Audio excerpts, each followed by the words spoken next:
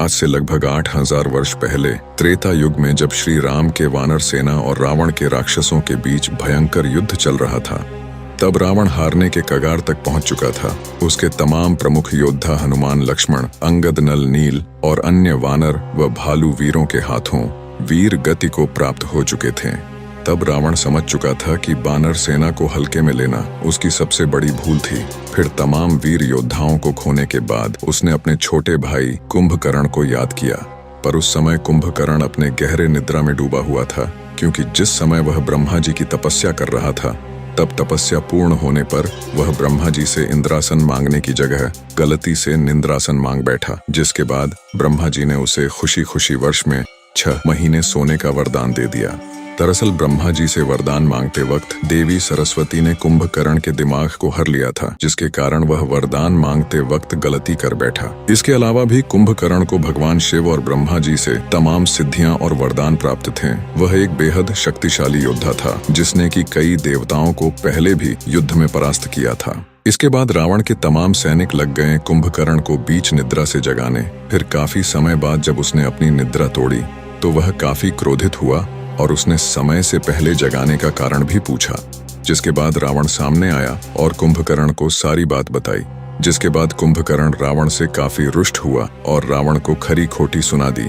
जिसके बाद रावण ने भी कुंभकर्ण को भाई होने की दुहाई दी। जिसके बाद कुंभकर्ण ने भी भाई होने के नाते रावण का साथ देने का निश्चय किया और रणभूमि में कूद पड़ा। फिर इतने बड़े और विशालकाय राक्षस को देख वानरों और भालुओं की सेना में भगदड़ मच गई। कुंभकर्ण को आता देख सभी दुम दबाकर भागने लगे। फिर वानर सेनापति अंगद ने वानर और भालू सेना को काफी तंज कसा और उन्हें रणभूमि से पीठ दिखाकर न भागने की सलाह दे दी। जिसके बाद वानर व भालू सेना में काफी उत्साह भर गया और वे कुंभकर्ण के सामने युद्ध के लिए खड़े हो गए। फिर कुंभकर्ण रणभूमि में आते आते ही वानरों और भालुओं को अपने पैरों तले रौंदना शुरू कर दिया। उन्हें बुरी तरह से मारने लगा। कितनों को उसने अपने हाथों से मसल कर रख दिया और कितनों को तो उसने अपने दांतों तले चबा लिया। फिर यह देख वानरों के राजा सुग्रीव समेत अंगद और तमाम प्रमुख वानर सैनिक जैसे नल, नील, मैदा, द्विविद इत्यादि कुंभकर्ण पे टूट पड़े, पर कुंभकर्ण को कुछ खास क्षति न पहुंचा सके। कुंभकर्ण ने उन्हें एक ही झटके में काफी दूर फेंक दिया। इसके बाद कुंभकर्ण वानर और भालुओं की सेना पे हंसने लगा और उन्हें कायर बताना शुरू कर दिया। जिसके बाद उसके सामने रक्षराज यानी कि भालुओं के राजा जामवंत जी आ खड़े हुए और फिर उन्होंने हवा में उछलते हुए कुंभकर्ण के चेहरे पर सिर्फ एक मुक्का लगा दिया, जिससे कि कुंभकर्ण जमीन में गिर पड़ा।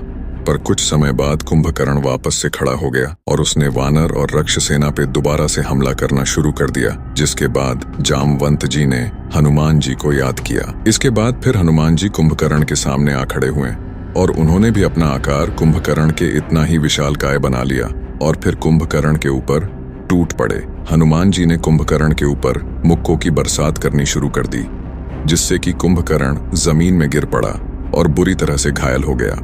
फिर कुछ देर बाद कुंभकर्ण वापस से खड़ा हो उठा और उसने अपनी पूरी ताकत लगाकर भगवान शिव से प्राप्त अपने प्रमुख हथियार शूल से हनुमान जी पे वार कर दिया। उसने शूल को सीधा हनुमान जी के सीने में ही धंसा दिया, जिससे कि हनुमान जी पूरी तरह से घायल हो गए और जमीन में गिर पड़े। इसके बाद कुंभकर्ण जोर से ठहाके लगाने लगा। यह देख लक्ष्मण जी आग बबूला हो गए और वे तीर कमान लेकर सीधा कुंभकर्ण के सामने खड़े हो गए और कुंभकर्ण को युद्ध के लिए ललकारने लगे। जिसके बाद कुंभकर्ण ने दोबारा से ठहाके लगाना शुरू कर दिया और कहा कि अभी तुम बच्चे हो, तुमसे युद्ध कर मैं अपना समय बर्बाद नहीं करना चाहता। अपने बड़े भाई राम को भेजो, मैं उनसे ही युद्ध करूंगा और उनका अंत भी। इतना सुनकर लक्ष्मण जी क्रोधित हो उठे और उन्होंने कुंभकर्ण पे तीरों की बरसात कर दी, लेकिन इन तीरों का कुंभकर्ण पे कोई असर न हुआ और फिर कुंभकर्ण जोरों से ठहाके लगाने लगा और लक्ष्मण सहित श्री राम का भी परिहास करने लगा। जिसके बाद हनुमान जी को होश आया। फिर उन्होंने अपने सीने में धंसे शूल को बाहर निकाला और उसे तोड़ दिया और फिर दोबारा से कुंभकर्ण पे टूट पड़े।